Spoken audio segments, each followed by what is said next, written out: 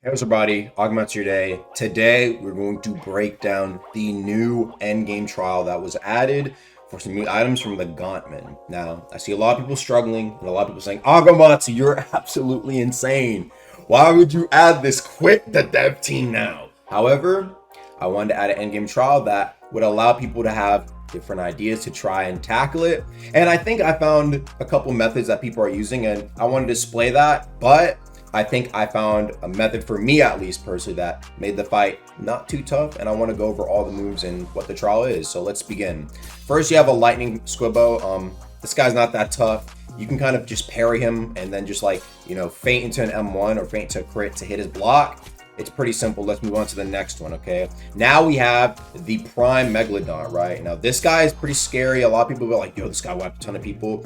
This guy only has around 15,000 HP, right? That's like maybe 30% less than like a corrupt bone keeper, right?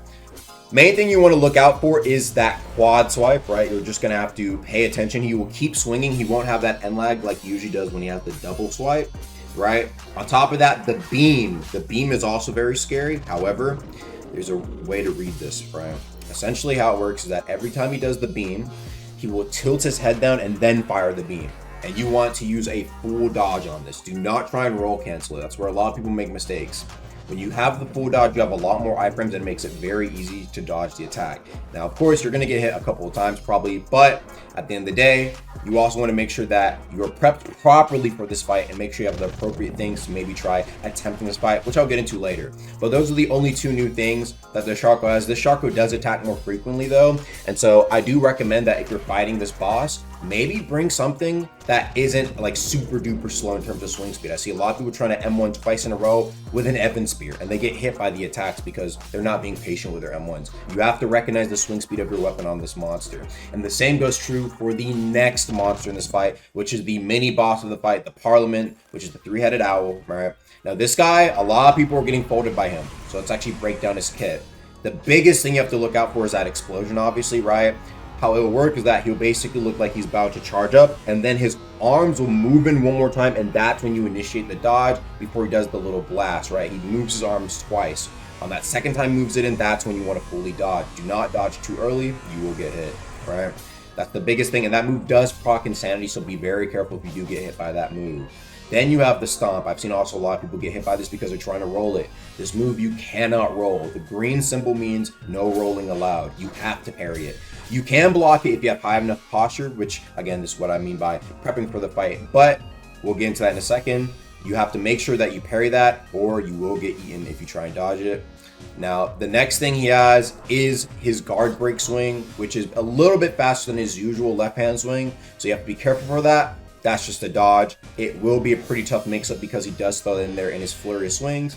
And then finally is his buff move, which makes it to where essentially he will basically buff himself for about maybe around 15 seconds with a little bit of a cooldown after you use it. And this basically makes his move do true trip damage. You cannot block his moves or you will eat the full hit.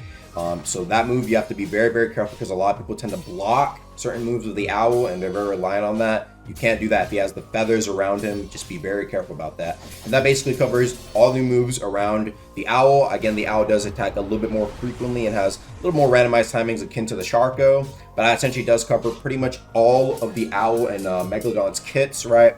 Now, I know a lot of people were struggling, so let's actually break down into what I brought into this fight, right? I decided to bring a kit that was focused on HP with a little bit of elemental, a lot of physical, and shadow. That's actually very important because the Sharko's beam and the owl's attacks are shadow based, right? So I brought a black diver. I brought that little extra 5% shadow armor on the mask, right? That gave me 50%, and that stacks right with that physical, which makes the owl a lot easier. And of course, my build is just pretty tanky. This is a very old build, right? But it is still very tanky. It's basically like the equivalent of your average day reinforced armor no attunement builds, but you can basically have a lot more tankiness versus the owl if you do bring black diver and have because some of his attacks are ingrained with shadows, so keep that in mind. Now for the bell, you might be like, Agamatsu, why did you bring Shardbow? This is because Shardbow actually got buffed. This wasn't mentioned in the patch notes, but I buffed up Shardbow damage, Jarso's damage, and smite damage by 3 times in this update, right, to make it a lot more PV viable. And you can see here that the damage was pretty good. I got a lot of chain stacks, and so I took maybe like half a bar to bar every time I landed a Sharko on him, which very, very good. It's a pretty solid bell now to bring, in my opinion, but it's more risky. Obviously, you want to play more safe. Use Run It Back, use Sacred. But if you're daring enough, bring a fully charged Jar of Souls.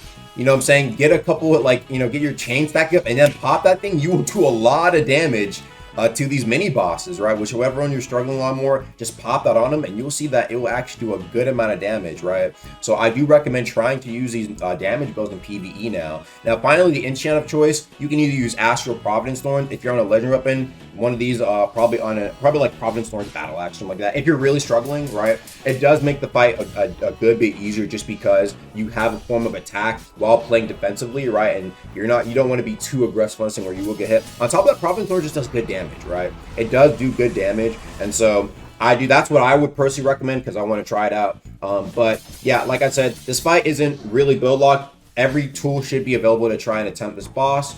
Or mini boss, mind you. I don't think it's the craziest thing in the world, but like I said, hopefully, you know what I'm saying, right? Past this point, chat, look, I think I'm gonna be done for now with like the little extra PV challenges. I just wanted to give people something because, like, bro, I didn't want to wait for like maybe another month or so for Tide, so there's nothing to do, you know what I'm saying? But all right, I'm gonna be running it with Astral, you know, just a little extra showcase, just because, you know, some people might be like, Providence Thorn carry, which, you know, okay, I guess you can argue. So I'm just gonna try and lock in here.